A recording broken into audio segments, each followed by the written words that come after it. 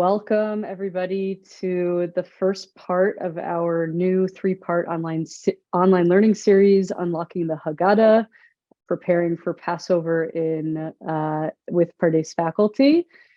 We are, through this series, going to be doing a deep dive on various aspects of the Haggadah and hopefully providing some learning and reflection and inspiration for you all to bring to your Seders.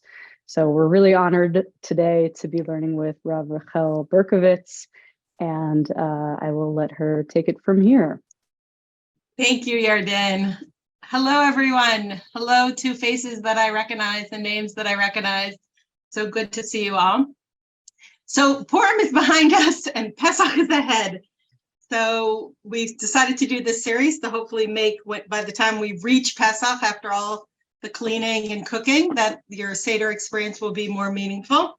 So I want to focus on the Nishtana, which sometimes seems a little bit simple at times, and maybe, although it's a highlight if you're in kindergarten, gets a bit neglected later on. And through it, I hope to show a general message that I think that the original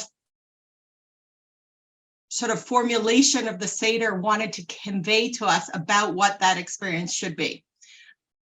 Overall, I'm going to just talk into this void, and I know you're going to be listening, but if people do want to ask me questions, you could either write them in the chat and Yarden is going to look, or you could, at certain points, maybe I'll pause and ask for questions, and hopefully we could have a small bit of conversation while we're going through this. Okay, so I'll share my screen. I think that's best for people. And I hope that Yarden put the source sheet in the chat if you want it.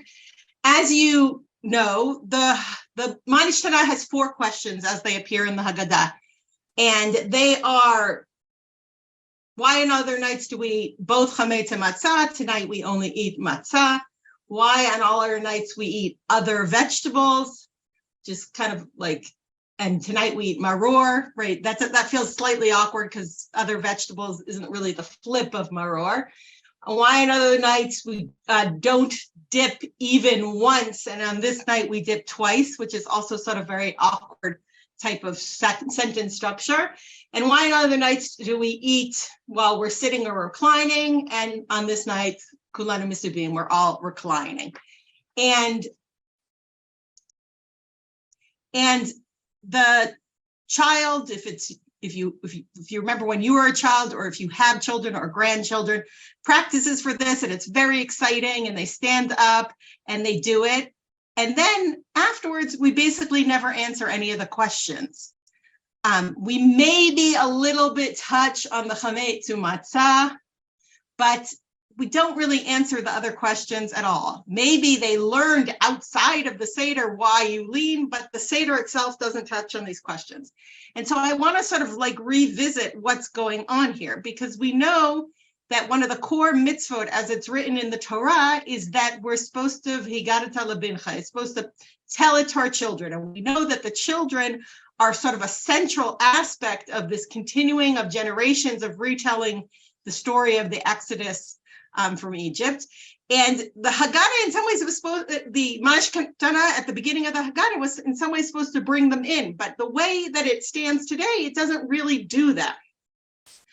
So I want to sort of look at the original place where the Nishtana appears, and that is in the 10th chapter of the Mishnah of Pesachim. And in fact, basically the bare bones, not even the bare bones, the large majority of the structure of the Seder appears in the 10th chapter of Mishnah Pesachim, because the Seder itself, although the sacrificing of the Korban Pesach, of the Paschal sacrifice, and the mitzvah to eat matzah are written in the Torah, the structure of the retelling and involved with the eating is a rabbinic innovation, with the addition of the 4 cups of wine. And it's presented to us for the first time in a clear Seder, in a clear order, in the 10th chapter of Mishnah Pesachim. So one of the main things that I do at Pardes is I teach Mishnah, and I love, for people who know me, I love Mishnah. Like if I could travel back in time in a time machine, I would go to the Beit Midrash of Rabbi Yehuda Nasi, who edited and compiled the Mishnah, because I think it's just such an exciting time period. And many of the key issues and ideas that the rabbis present in this time period are really very, very relevant for us today. So I want to look at where the Nishtana appears in the chapter, what surrounds it, and if that can help us sort of unpack in a deeper way what's going on here. Okay, so that was my introduction. And the whole entire tractate called Pesachim is a really interesting tractate. There are a few people on this Zoom who are learning the first chapter with me on our online Talmud class. But the tractate in chapter 1 opens on Orla Basar. It opens on the night of Erev Pesach, on the night of the 14th. And then there are 10 chapters, and the pinnacle chapter is the chapter that we're going to look at that presents the Seder, which the chapter itself, here, I'll share the screen again. Hold on. If you look here, this is the beginning of the chapter. It starts at Erev Pesachim Samuch LeMincha, on Erev Pesach Samuch LeMincha. So now the whole tractate started on the night of the 14th. We've made it now to close to Mincha on the 15th, right? We've gone through one day. And then the Seder is going to begin once it gets dark. Once it gets dark, the Seder is going to begin. And we're going to see that the chapter is basically going to take us to, I'm skipping ahead here for a second, but I just want to show you because I did it in the order of the Mishnayot. The chapter is going to basically take us to the end of the chapter, is going to take us to the afikoman that we finished the Seder with.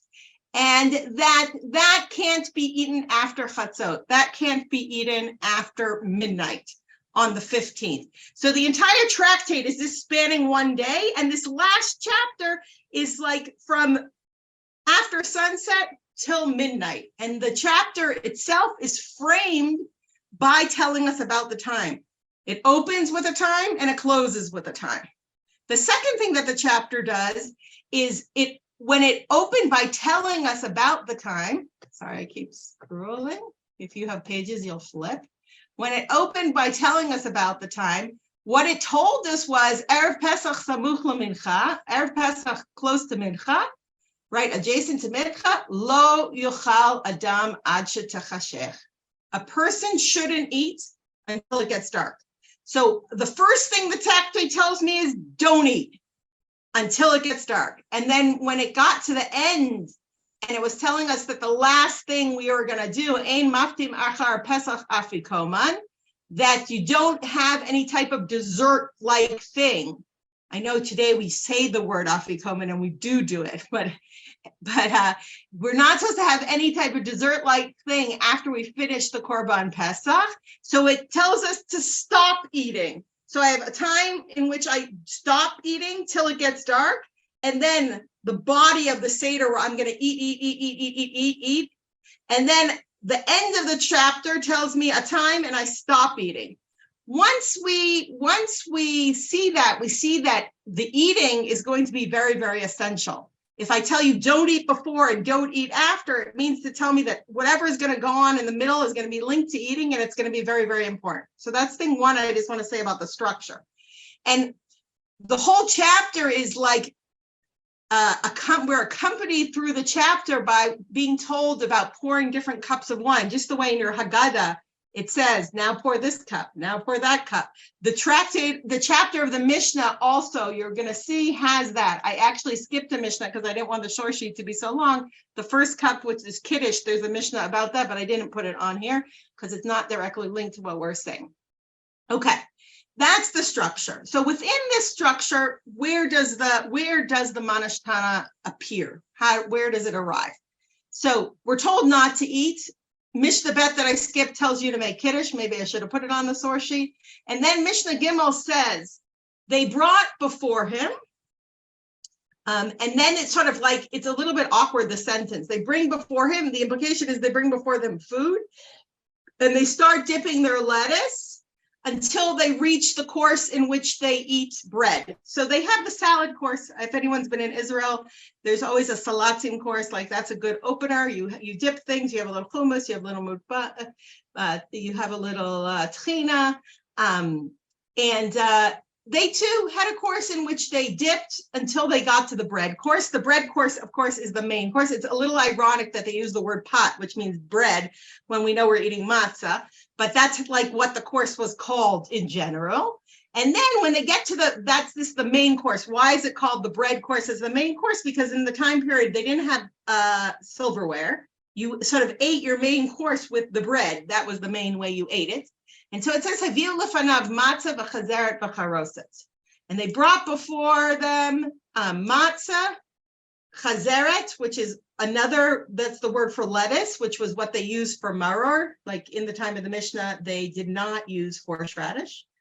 Horseradish is a sharp taste, I've been told, when this is supposed to be a bitter taste. But I think in like Europe, they didn't have romaine lettuce. Wild lettuces actually have a bitter taste. We've domesticated them to make them a lot less bitter. But originally, lettuce was what was used for maror, and charoset. And then it says, "B'mikdash hayu meviim lefanav gufo shel Pesach." And if the temple was standing, they would bring before them the body of the Paschal sacrifice, because they're also going to eat that. And then, so they bring the food out. And then it says, Magzulo kosheri, they pour the second cup. V'kan haben shoel aviv. And here the child asks his father. It is gendered, the text is gendered. The son asks the father. V'im ein dat b'ben aviv melamdo. And if the son does not know, lacks a certain level of cognizance, the father teaches him. And then we have our text. So now pay attention. I'm going to read this and pay attention to how it's slightly different than the Nishtana that we have in our Haggadah. It says, Nishtana halayla hazeh mikol halaylot. Shebachol halaylot anu ochlim chametzu matzah halayla hazeh kulo matzah. That's the same. That one's the same, right? And then obviously you have to add back in Nishtana halayla hazeh, but shebachol halaylot anu ochlim shari yakot halayla hazeh maror. The same, two the same. Shebachol halaylot anu ochlim batzar tzali shaluk umevushal halayla hazeh kulo tzli. Something different. On all other nights, we eat meat that's roasted or stewed or boiled. And on this night, we only eat roasted. Someone shout out to me. That's a question about what? What's the child asking a question about? I can't see all of you, but someone just unmute themselves and shout out. So I know there's someone out there. Catherine, do it for me. Korban Pesach. Korban Pesach. I don't know who said that, but yes, that's a question about Korban Pesach. And then we have another question. Shebachol halaylot anu matbilim pam echad halayla hazeh shtei pamim. Now we have a different question, but the language is slightly different, right? In our Haggadah, we always ask, Shebachol halaylot ein anu matbilim afilu pam echad. We don't even dip once. This night we dip twice. But the version in the Mishnah is, on this night we dip one, but on all other nights we normally dip once, and this night we dip twice. So in a second, we're going to see how that one got changed. So 3 of the questions are, some of them are word for word, one is similar, and then one is completely different. And then the Mishnah, just so we read the whole Mishnah, I'm going to come back to the Nishtana. It says, Lafi dato shel ben aviv melamdo. According to the cognizance or the intellectual capability of the child, the father teaches him. Matchil b'gnut u'mesayem b'shvach. Right, we start the story by recounting it with sort of a shame and a negative, and we're going to end the story with praise, which that phrase is in the Haggadah, and this is a place in the Haggadah that gets expanded a lot. V'doresh mi'arami oved avi ad she'yigmor kol haparsha kula. And we expound on the verses that start with Arami Oved Avi. My father was a wandering Aramean. And we continue to explain the entire parsha. And that's the end of that Mishnah. And I'm going to come back to the drashot in a second. So let's look at this Nishtana. So the one thing that's missing, the child does not ask a question about leaning. Now, the reason the child in the Mishnah would never ask a question about leaning is because I could have done this in a slightly different order, but look at 4 on your source sheet. I'm sharing still, right? This is a Mishnah from Masechet Brachot. A Mishnah from Masechet Brachot, nothing to do special with the Seder, nothing to do special with Pesach. It says, Hayu yoshim le'achol, kol echad v'achad mevarech latzmo. It's teaching some laws about blessings. If you sit down to eat, each individual says the blessing for themselves. Hesebu echad mevarech lekulam. If they recline together, then one makes a blessing for everyone. And it seems clear from this Mishnah that the way that they symbolized that they were having a joint meal so that it was considered that one person could say a bracha and fulfill the obligation of everyone is that they reclined. This is not unique to the Seder. This is how, in the time period of the Mishnah, obviously influenced by the Roman culture around them, that if you ever seen pictures of the symposium when they're sort of on those like chaise lounge, or they probably were called something else, couches with someone holding grapes above their mouth, right? That's how that reclining was how you had a communal meal. In fact, the symposium is a really interesting model because that too was linked to discussion and conversation like this Seder. So a Mishnah time child would never be like, why are we all reclining on a family meal? Because they probably did that on Shabbat, on Sukkot, on Shavuot. It wasn't unique to Pesach. It's only when, not only from the explicit text, but that we continue to model what had been done before. And we then gave extra meaning to the reclining to say that we were free, and we continue doing this, that someone might want to ask about it. It's only later generations. From my research, the first place you see the question about leaning in the Haggadah is in the Haggadah, in the Siddur of the Rambam. Maimonides seems to have that. That's the first record that I could find of that. I don't know if he added it or he had a tradition already of it. So it makes sense. The temple doesn't stand anymore. We no longer eat the Korban Pesach. We don't eat the Paschal sacrifice, but we do this weird thing that in later generations is odd to us. We recline because our forefathers, that's how they happen to have their main meals. And so the child asked a question about that. So that's question and substitution that we understand a little bit about. Let's look at the dipping question. Let's look at the dipping question, and I'll explain this and then I'll pause for comments and questions. The Gemara in Pesachim, the Gemara on our Mishnah, the Babylonian Talmud, talks about this dipping question. So it first quotes the language of the Mishnah, Ma Nishtana alayla zeh mikol elilot, shebechol elilot anu matbilim pam achad. On all other nights we dip once, halayla zeh shtei pamim. This night we dip twice. And it says, Matkifla Rava. Rava challenges this idea, right? So now we're in Babylonia. And he says, who says every other day we dip once? What are you talking about? He has no understanding about the idea that they dip once. And this seems to be that eating habits have changed. In the Mediterranean culture, in Israel, way they ate on all other nights is they had a dipping course. They had a salad course that preceded the main course. But apparently in Babylonia, they don't have that dipping course anymore. So they don't understand why you would say on all other nights. So Rava then tries to change the Mishnah. He actually uses a pretty strong language. He says, Hachi Katzani, this is how the Mishnah should really be read. This is how they actually taught. He says, on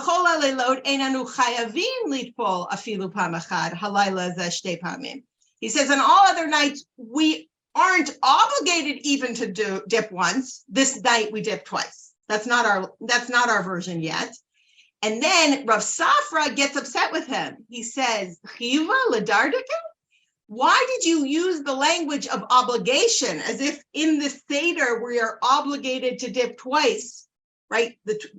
The two dips that we do are the karpas, which was their salad course that we now, if you like come from Europe, you eat a little small piece of potato, or maybe you have a little small piece of parsley, but they had a whole course. And then the second dip is the mar and the charoset.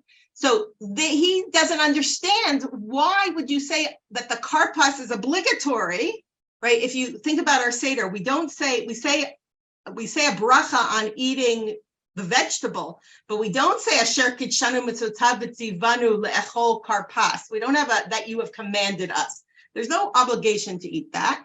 So, but the thing that's really interesting, already by this time, he thinks the obligation is for children. He already thinks, because they don't understand this first course, they think that you're kind of doing this silly thing so that the children will ask questions. And he thinks, I'm not going to call that obligatory just to get the children involved to do something silly that they should notice we're doing something strange. Rather, Hakikatani, this is how the Mishnah should be read. Ein anu matbilim afilu pam achad halayla zeh shtei pamim. Right, that's our version. We don't even dip once. Now tonight we're dipping twice. Which obviously, if you hadn't gone through this whole development, you would have just said Shabachol Hilalot, we don't dip. Tonight we dip. Right, that not even once and now twice is left over because they know that the original text had a distinction between 1 and 2. And it's clear that in Babylonia, they don't understand the dipping question at all. And they think that the dipping is just like to get the kids interested and kind of we're doing this silly thing so the kids can ask, which already has sort of changed this feeling that we just want the kids to be interested, but it's kind of a weird thing to like get kids interested in something that's so important by doing things that are silly, that don't really have any meaning. So now I'm interested, but what am I supposed to be interested about? A silly dipping that has no meaning? Okay, I'm going to pause here. I don't know if has any, I don't even know how to see my chat. Let's see if I can see. Does anyone written anything? I haven't seen questions come through the chat, but if you have a question, I can't see anyone, but if anyone wants to ask a question, you should raise your hand if you know how to use the raise hand function. You could feel free to raise hands. I will pause for 1 second. But it's okay if you don't want to. I will continue talking. Okay, I'm going to continue talking. Here we go. But if you do want to ask a question, use your raise hand thing and I will see that because then you'll jump to the front of my screen. All right. So what's going on here? What the heck is going on here? What are with these questions? What's going on? If you look in source number 5, wait, I'm not sharing now. Let me share. Hold on. If you look at source number 5, this is a version of the Mishnah as it appears in the Jerusalem Talmud, which is the same as it appears in the manuscripts. Because the Jerusalem Talmud has not been learned as much as the Babylonian Talmud, it hasn't been like fixed. Fixed, what do I mean? That because our Mishnah is so similar to the Haggadah in some ways, and there were changes made to the Haggadah, then changes got made to the Mishnah, and different things have been changed. The Jerusalem Talmud, sadly, very few people were learning because the Jewish community in Israel died out, basically. And so it was protected. In some ways, Jerusalem Talmud brings the better version of the Mishnah. And the best version of the manuscript that we have, which is the Kaufman manuscript that's located in the Budapest Library, which is a codex from around the 10th century, also has the text this way. So let's look what this Mishnah says. So it opens similarly. You pour the second cup. Here the son asks, and if there isn't cognizance in the son, the father teaches him. Ma nishtana halayla zeh mikol halayla. Shebechol halilot anu matfilim pam achad, halayla zeh shtei pamim. So we have the dipping question first. Then we have, and it's, as we saw, 1 verses 2. Shebechol halilot anu ochlim chametz umatzah, halayla zeh kulo matzah. We have the chametz, the matzah and chametz question. Shebechol halilot anu ochlim basar tzali shaluk umevushal, halayla zeh kulo tzli. And we have the question about the meat, which is the Korban Pesach question. Now, here in this version of the Mishnah, there are only 3 questions. I don't mean to burst anyone's bubble if you've heard a lot of beautiful drashot or ideas about the number 4 in the Seder. Like, there is the 4 cups of wine. We think there were 4 questions, but I'm about to show you there were only 3. And you might even think that there were 4 sons, but actually, if we had a class on that, you would actually see that the Tam and the Eno Yodea Lishol, the one which sounds very similar, the person who did the sort of simple one and the one who doesn't know how to ask questions, that too is 2 texts that got merged together that only had 3 sons, and those were similar, but we got 4. But anyways, so forget about 4 for a moment, put that to the side. This Mishnah has 3 questions, but what's interesting is, so what's missing? The question that we thought was so important, other vegetables, maror, doesn't appear here. I have matzah, I have Pesach, and then I have this silly dipping question. But what I think is going on here is when the child asks about dipping, right? The child knows on all other nights, I'm used to having a vegetable dipping course. That's how we normally do it. Then we get to the main course and suddenly we are taking another vegetable and dipping it. We take the maror and we dip it in the charoset. Now the kid doesn't know that this is maror because it just looks like lettuce, like it's another type of lettuce, and maybe they even sometimes have lettuce. So the child isn't asking specifically about maror because the child doesn't yet understand why we're doing it. The child is confused. I thought we had our vegetable dipping course already. Why are we having another vegetable dipping course? But they're asking about maror. And so what happens now is not some silliness that the child is asking. If you remember, the food is brought to the table. We have three main mitzvot, matzah, maror, and korban pesach. And then the child asks about the three main mitzvot. And even here, what's interesting is when it says that the father teaches him, I'm not sure what, we've read this over hundreds of years, that the parent teaches that the kid is supposed to memorize these questions and recite them. But I actually think what the parent is doing, and this imagining works well if you have a younger child, and I think this is the way we still speak to younger children. We bring the food to the table and then we say to the kid, look at the table. What's different about it? What do we usually eat? What do you see on this table? What are we doing different tonight?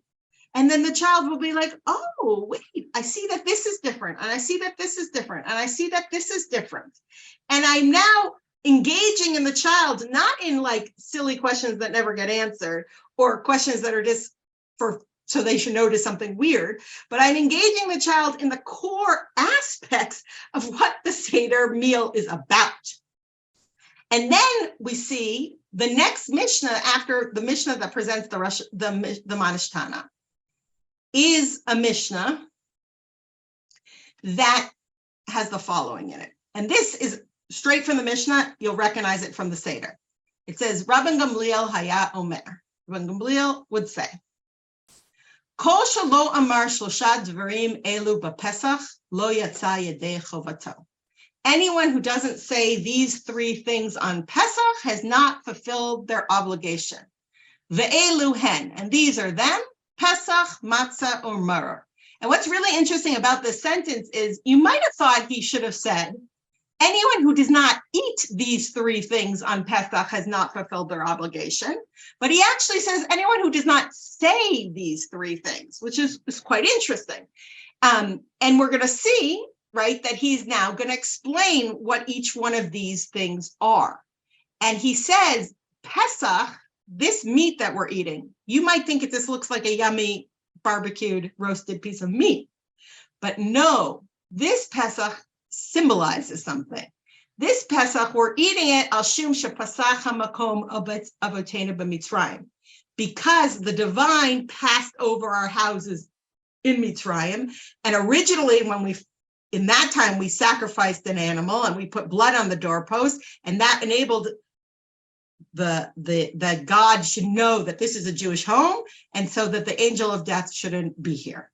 And this meat is really, really, really significant. It tells a special story. And matzah, this matzah that we're eating, it's not just some flatter bread or drier bread. Al shum sheniglu avotenu mimitzrayim. This represents that we were redeemed in Egypt. We had to run out quickly, and we couldn't bake the matzah, and now and we're eating it. And this maror al shum shemaru hamitzrim et chaye avotenu b'mitzrayim. And this lettuce that we're eating, you might think it's similar to the lettuce you had in that first dipping course, but when we eat it now, it's not the same lettuce. It means something different. It means it represents that bitterness that we had when we were slaves in Mitzrayim. And now the connection, right? Unfortunately, now in our Haggadah, between the time that the kid asked the questions, which now have nothing really to do with the food, and the food's not even on the table. I don't know what your Seders are like, but I grew up as a kid just constantly counting the pages till we would finally get to the food, because I lived in a home where we didn't eat. We didn't eat in the afternoon, and we didn't, from the time we couldn't eat chametz, we didn't even eat anything with matzah, so you could barely eat anything. You were starving. And you're just waiting for the food. There's no food on the table. In the time of the Mishnah, they've brought the food out and they seem to be having the conversation over the food while they're eating. And the kid asks directly about the food, and then you explain to him that these foods are symbolic, they mean something.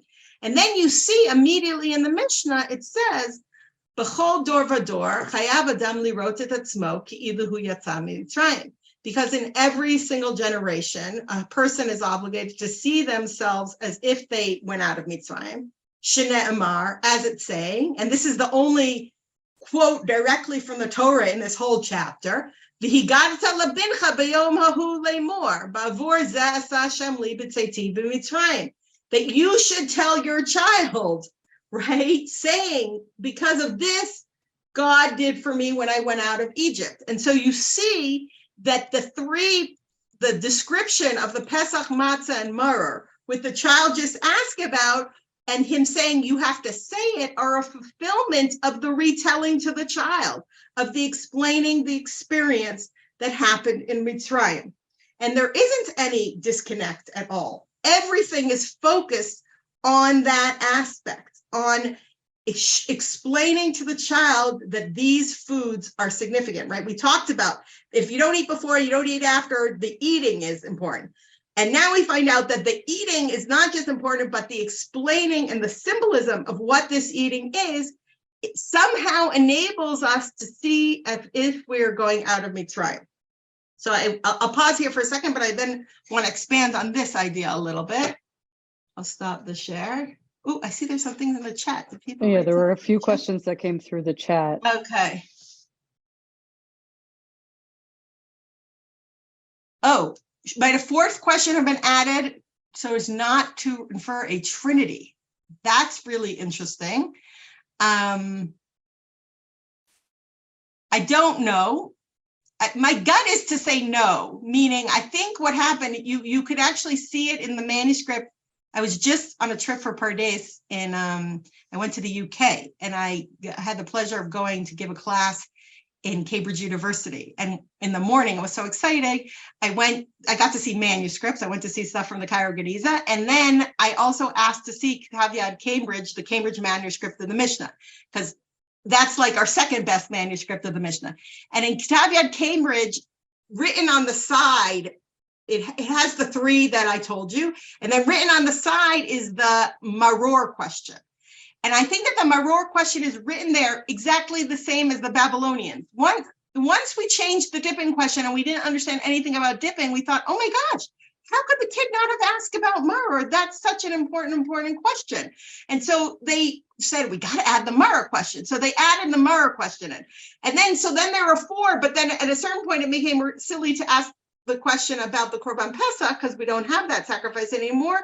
And we were doing this weird other thing, but so I don't, my gut is to say no. I'm going to say something about Christianity in a second, or maybe I could say it now. I was going to say it at the end, but the idea of talking about food and turning food into something symbolic, which is, I want to expand a little bit more on in a second, we see with the wine and the wafer, right?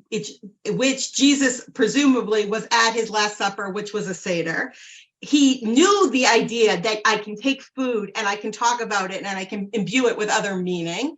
Instead of imbuing the wafer, i.e. the matzah, with something about the Pesach story, and instead of drinking the wine about talking about the redemption that we're going to talk about in a second, he imbued it with other meaning. And then still today, people take the wine in the Eucharist, and when they put the Eucharist in their body, they're trying to feel that feeling on their body. This is what I want to talk about. What does it mean? I have to feel like I went out of Mitzrayim. I think that those ideas are similar, but we'll come back to that. What are the other things? Refasting, so you're actually hungry, the matzah and the meal. Yes, the whole idea is that you should be hungry for the matzah, but I don't know if it's just that you should be hungry. I think it is that there's going to be something that I want to feel that experience of the eating. Feel that experience of the eating. So we didn't eat because you weren't supposed to eat. And also growing up, I felt like there was like nothing to eat because we didn't eat anything made with matzah meal. So you could like eat something that maybe had potato starch in it. It was terrible. I tried to do it differently with my kids. It was a really bad experience growing up. Hope my parents aren't on this Zoom. I don't think they are. Okay. Anyways, next question. How are we expect the son to guess the correct questions to ask before they've happened? So I don't know when you wrote that, but in the Mishnah, I think it's not they're asking it when it's happening, meaning they're eating the meal and the parent is saying, look at this interesting thing we're doing. Isn't that different? How is this different from what we've done in the past?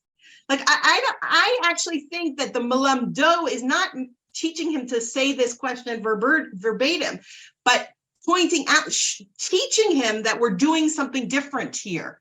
The father might be saying, look, do you see? What do you think? What do you see? What do you notice that's different here? What do we usually eat on Shabbat meals? What are we doing something different now? That I think that might be the milamdo. Obviously, if the kid has enough cognizance, I don't need to do that. The kid on his own might say, "Oh, this is so weird, mom," like, or dad, like, why are we doing this different thing? And at a certain point, obviously, the kid will know enough that we could sort of jump right in and talk about it ourselves. Cindy, I'm curious about the difference in order. The questions are Mara, Pesach, Matzah, and the answer is. So I was going to point that out. So it's interesting. It isn't how we eat them, but it is the reverse order of how they get asked, right? The kid asks Maror, Matzah, Sli, Korban Pesach, which might be the order that you eat it in, right? If it's going on at the Seder, that is the order you do it.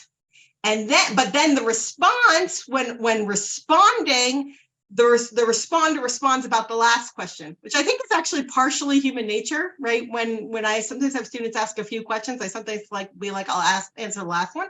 I think it also might be that although in responding, I don't tell the story in the right order, right? That's the part I guess you're asking me about, Cindy. Like, you would think I should say something like, gosh, it was terrible in Mitzrayim, we were slaves.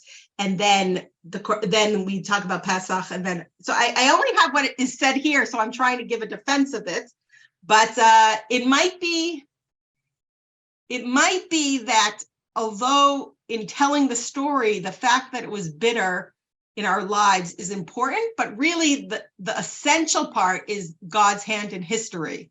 And so I might want to tell that first. But you're right. I appreciate your question. Your question was better than the answer I gave. I only have the facts of how it is presented here in this Mishnah.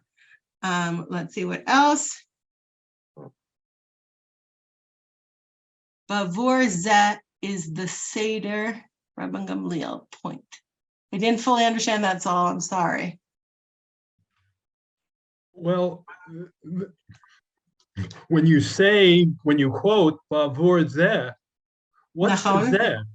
You're not moving backwards. You're dealing with the Seder. It fits with the Haggadah Tolabincha. Your mitzvah is to pass it on to your child. That's what the Seder is about. It isn't Okay. about this. And what Rabbi Rahel deals with is pushing out the ambiguity of that and saying, you've got an obligation to talk about it. Yafeh. Nice. Why the Nishtana intro? Beverly, hello, Beverly, good to see you. What does that mean? I didn't know what that meant. Hi, Rahel, wonderful to see you. It means why the intro before the 4 numbered questions or the 3 numbered questions. It's always prefaced with Manishtana halai mikol halelot. And then you said each question, after each question, that line is repeated again. No, I was saying in the Mishnah, it doesn't repeat that line. We repeat it when we sing it as and I think a lot of times in the Mishnah, it assumes that you might repeat it. Like just the way Mishnah is formulated in many other places, it leaves out the core, but you don't have to have it repeated. How is this? We want to show this night is different. And then we say like, look at this, look at this, look at this. But it doesn't necessarily need to be repeated. But it is the style of the Mishnah to sometimes leave out parts where it assumes you would need to repeat it. Here, I don't think it's 100% needed. You're right. But I think that it was assumed that it got repeated each time. doesn't Marim Tochelu mean that they were eaten together. So the order is problematic. The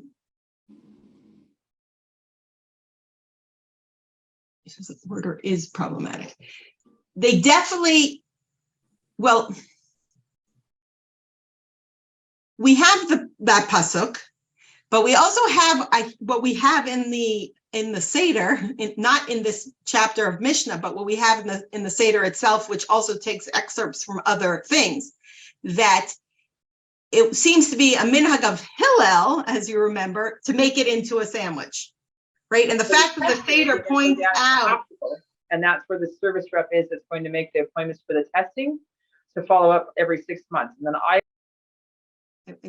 I don't know what that was. Okay, sorry. So the fact that in the Haggadah itself, we quote a minhag of Hillel sounds like A, not everyone did that. It was unique to Hillel. And B,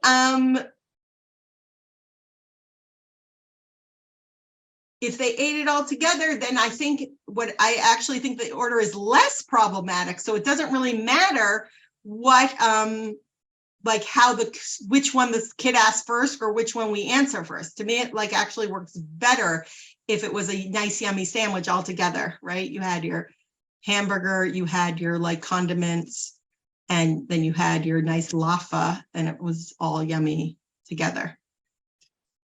Okay. I'm going to say a few more things, and then we can ask some more questions. I want to talk a little bit about this idea of feeling, and what I started to say, that somehow the food is, the experience of the food itself is supposed to help us. What's very interesting in this chapter is that, as I told you, by telling us don't eat and then don't eat afterwards, it focuses on the eating. And by having this wine go through it, focusing also on the drinking. But the other focus, of course, that the text has is on talking, which we know happens a lot at the Seder, right? On the one hand, we had the requirement to lidrosh, to give a drasha, and I'm going to come back to that in a second. We have the requirement to say this, and then the Mishnah goes on to another part you might know from the Seder. Immediately after it says we're supposed to tell it to our kids. It says Lafichach anachnu chayavim lahodot la'alel l'shabech l'fa'er l'ramen la'ader l'varech la'alel l'kales l'mi shasa lavotenu v'lanu et kol hanisim ha'elu hatzianu mi'avdut l'chayrut mi'agon l'simcha mi'evel yom tov me'afarla or gadol mishubud l'geula b'nomar l'fanav halel. Right, so we're obligated to do all these different verbs of verbally praising, to thank, to praise the law, to glorify, to raise up, to beautify, to bless, to extol, to adore the one who made for our ancestors all these miracles, who brought us from slavery to freedom, from sorrow to joy, from mourning to festivity, from darkness to great light, and from slavery to redemption. Let us say before him, hallelujah. So the emphasis on the word and the praise is also major, right? There's, I think, 1, 2, 3, 4, 5, 6, 7, 8, 9, 10 words of praise anytime the Mishnah. Oh, share screen. Yes, slicha. So thank you for that, whoever that was. That was your name. Okay, hold on.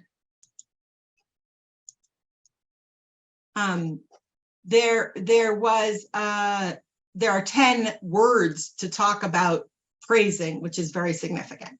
And we get to the Hallel. And so then something very, very interesting happens in this Mishnah. And we're so used to doing it at the Seder that we might not realize how bizarre it is. First of all, the Seder is the only time that we say Hallel at night. But besides that, what is so bizarre is that we break the Hallel in the middle and say a bracha in the middle of the Hallel, and then say Birkat Hamazon, and then finish the rest of Hallel. And that is told, we do that because the Mishnah here tells us to do that. It says, Ad Hechan Hu Omer. So we're supposed to be saying Hallel, and then the Mishnah song says, until where does he say it? Which is interesting. And then we find out there's a dispute between Beit Hillel and Beit Shammai. Beit Shammai says Ad Em Habamnim Smecha, which is the end of the first paragraph of Hallel.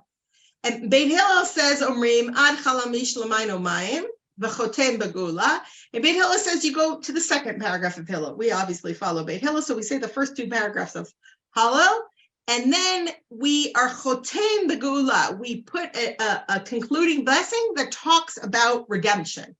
Right, and then in the Mishnah, it tells us two different versions of how that blessing could look like. Rabbi Tarfon says, "Asher ga'alanu v'ga'alat avotenu miMitzrayim," that you redeemed us and redeemed our forefathers from Egypt, and he didn't actually have a concluding blessing. He overall, in a number of places in the Mishnah, we see that Rabbi Tarfon sometimes follows Beit Shammai. If anyone knows the first chapter of Mishnah Brachot, where he lies down on the road to say Shema and gets attacked by bandits, there too he was also following Beit Shammai. So it seems like he isn't following Hillel here. He doesn't have the ending with Geula, even though he knows that the bracha that he's saying is about Geula, about redemption. And Rabbi Akiva has a long version, which is similar to the version that we say, that ends Baruch Atah Hashem Ga'al Yisrael, that blessed are you, God, who redeems Israel.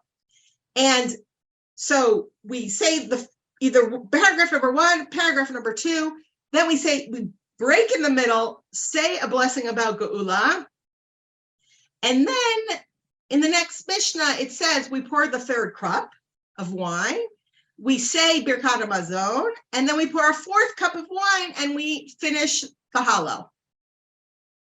And then it tells us that when, like after we're done eating the Pesach, which was obviously before we said Birkat HaMazon, we can't eat anything more. We're not supposed to have any dessert, and we should make sure that we know that after Chatzot, after midnight at night, the Pesach is going to start being impure. It's going to impure. So we have to finish by midnight. So I want to focus on the timing of all this. We have to finish eating just before midnight. And that's about when we're saying the end of Hallel. We're eating and talking at the same time. And then we're going to say this bracha, Baruch Hashem Gal Yisrael, as we've consumed 3 cups of wine already in the whole entire meal. And then afterwards, we're going to finish, and then it's about midnight, and then we're going to finish the rest of Hallel.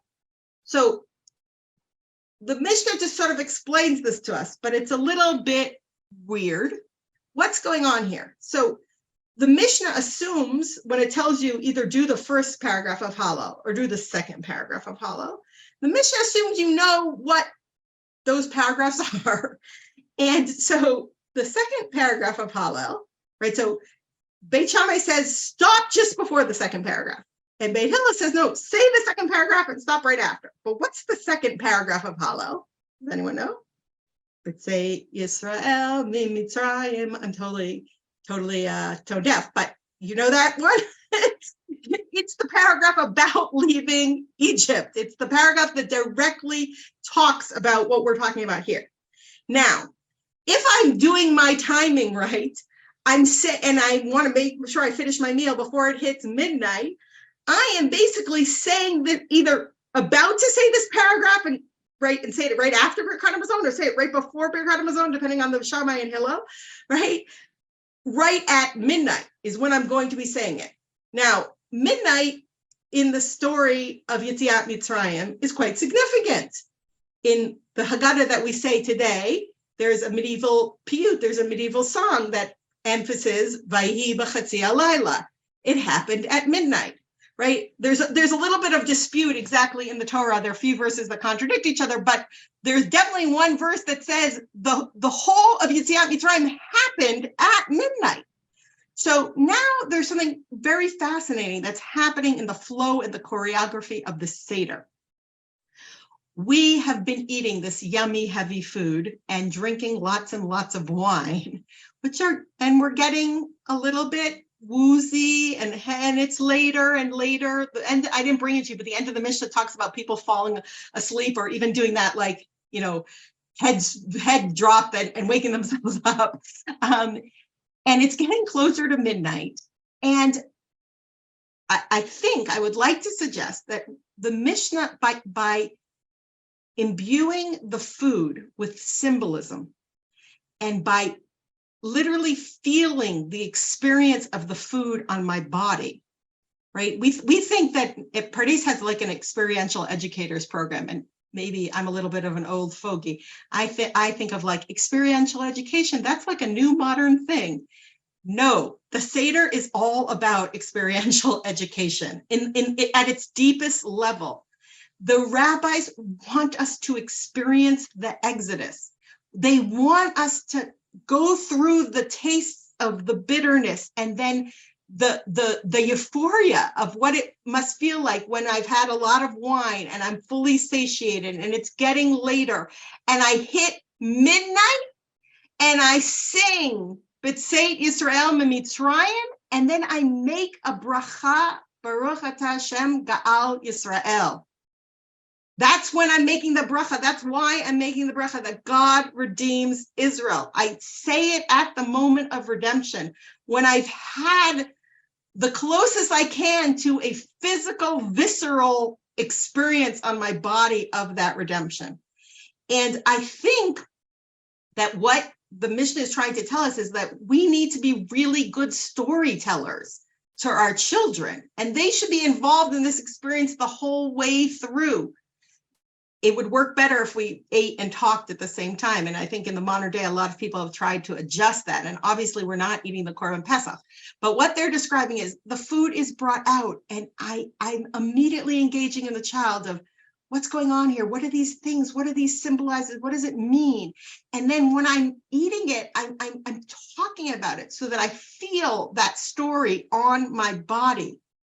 So that when I reach the point where I'm so like half drunk, half satiated, half falling asleep at midnight, and I sing B'tzeit Yisrael Mitzrayim, I feel the experience of redemption so clearly that I make a bracha on it, that I say, blessed is God who redeems Israel. And that is the progression of the Seder, and that is the experience that we're supposed to be telling in a way that our children can respond to and understand and feel as if they were going out of Mitzrayim. I'll just add like a little note. The drasha that we do on the verses that we do, right, are where it talks about Arami Oved Avi, right, that our father was a fugitive Aramean or a wandering Aramean. Those are verses, as you may know, from the book of Dvarim. Am I sharing or am I not sharing? No, I'm not sharing. Let me share. Hold on, and then I will look at the questions after this point. These are verses for the book of Dvarim, and it could be that these verses were brought. These verses are the verses that were said when we brought our first fruits. We brought our first fruits of the land, that of experiencing the land, and part of the ritual that the Torah itself tells us to do is that when we're bringing it, we need to tell a short little history of the experience. That father was a fugitive Aramean. He went down to Egypt. We were there for a long time. The Egyptians dealt harshly with us. They oppressed us. We called out to God. God freed us by a mighty hand and outstretched arm and awesome power, and brought us to Israel. And now I have these wonderful fruits. Now, it could be that the rabbi said to do the drasha about this because like it's really short and condensed and it tells the story in the most simple way, and they didn't expect us to be sitting hours and hours and hours at the Seder. It could be that they told us to do these verses because most people didn't have a chumash written at home, but if they brought first fruits, they might have known these verses by heart because it's something they had to recite. But I would like to suggest that this model given of the Torah is another model of connecting food and telling a story about it, right? It's a model that God gave us about that food has more significance when we experience it if we tell the story of how we got there with that food, or what this food means to us, or why this food is so significant to us, right? That's the story of Bikurim. Bikurim are that I want to connect history to the food that I eat so that that food can be meaningful. I can explain why I'm giving some food to God, and I can really experience the joy that I have when I have the first fruits of my own labors, because I used to be a slave and now I have a land and I can eat it.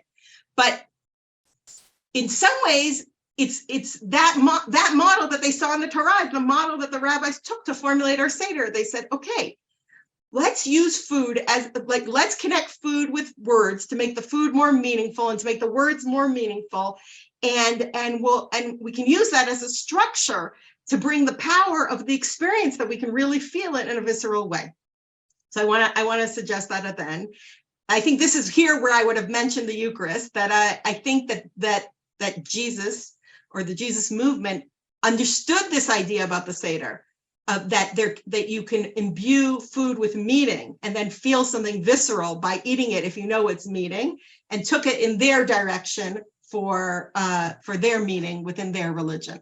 But it's the same core idea. And I'm teaching this because I'd like us to suggest that, at least I've tried in the years since I had my traditional Seder growing up, to like do a little bit more innovation in the Seder, to bring it back a little bit to the core of what it is, to make sure that kids stay interested, that adults stay interested, and that we tell the story in a powerful way, that Ki'ilu have that experience of feeling viscerally in our body, something similar, some euphoria or excitement, that by the time we get to saying the Hallel and saying Baruch Hashem Gal Yisrael at close to midnight, it is a powerful experience. Okay, I will look at the questions, and then if anyone wants to ask me something verbally, they can. Rachel, I think maybe yeah. I was just going to say, maybe start from Chaim's comment question. Where is Chaim? Hold on. Also, midnight is when the firstborn were killed. All the Egyptians scream, maybe stopping a minute, because who can eat when you hear my suffering? Beautiful. I like that idea. I think that's also nowadays. I mean, we see that idea of why we dip. Obviously, the dipping out a little bit of the wine is a much later custom, but of it, I think it's very important, especially today, technology. Repeat what you read it to yourself, but it was very hard to hear what Chaim had said. So can you read it again, please? Sure. He wrote, also midnight is when the firstborn were killed and all Egypt screamed. Maybe stopping at midnight, because who can eat even when your enemies are suffering? And I said that is a beautiful idea. I mean, not a beautiful idea that the enemies are suffering, but a beautiful idea that we acknowledge that even when the loss of any of God's creations is a moment that one should pause. Should I hear? Bracha has raised her hand. I'll go with Bracha, and then I'll look back at the chat. Yes, Bracha. Yeah, before Chaim's question, I had suggested that maybe the breaking up of the Hallel is mirroring the splitting of the sea. Oh, that's also a beautiful idea. And people are having such lovely ideas. Yecholiot, I don't, I'm open to that as well. It's a beautiful idea. Beautiful idea. Here, let me go back into see 9 words of praise, Toby. I was counting hallelujah at the end as but you're right, maybe where's that? Maybe that counts as Hallel, so it doesn't count as 10. I was maybe the Nomar Lefanav Hallelujah, I felt was another experience. And so hold on, let me just see. Rachel, we have time for about one more question. I'm wondering about this last question that was posted. How do you personally innovate food and storytelling at your Seder? Great question. So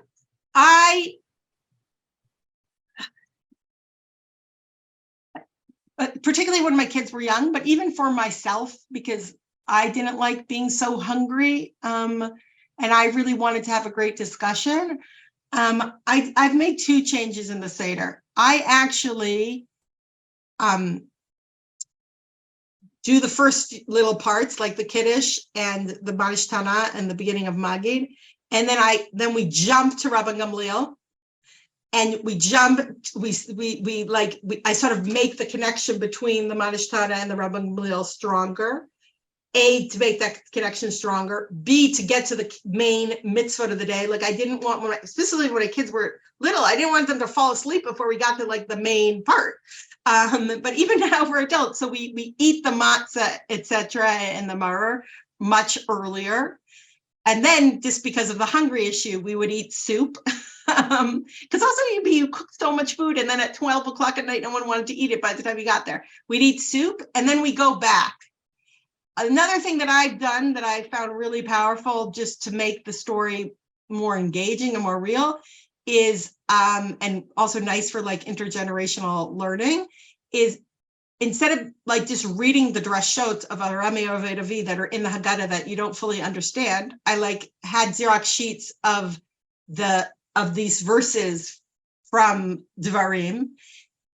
After everyone had eaten the soup, we break into chavrutot into pairs that I've like, matched people. And so each year we try to do different pairs. And we like sit in a chavruta and we learn those psukim and ask our own questions on them and like make our own connections with them. And then we come back to the table and share like what people discussed and have a discussion about the actual verses, and no one's starving by then. And we can really get into Yetziat Mitzrayim. And then for the traditionalists in my family, we go back and say every word of the Haggadah that we skipped, and then we eat the rest of the thing. But it's not perfect. I haven't had it perfect of like exactly how do I make it that the food makes me feel and with the timing, but I have tried to do some changes. I think that we feel, because it's printed in the book like this, it has to exactly be like this. And for people who are concerned with halacha and for people who are not, it doesn't exactly have to be like that. And we can make it be a little bit more alive.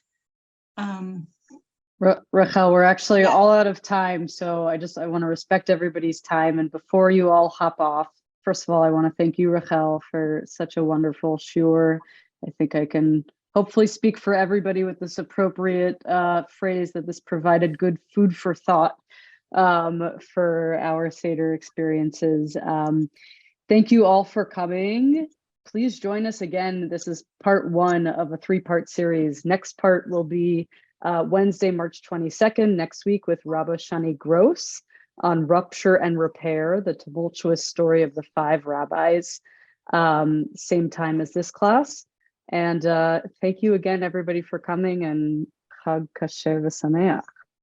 Thank you. Chag Sameach. It was so good to see some of your faces who I've seen in other places, and good to meet new faces.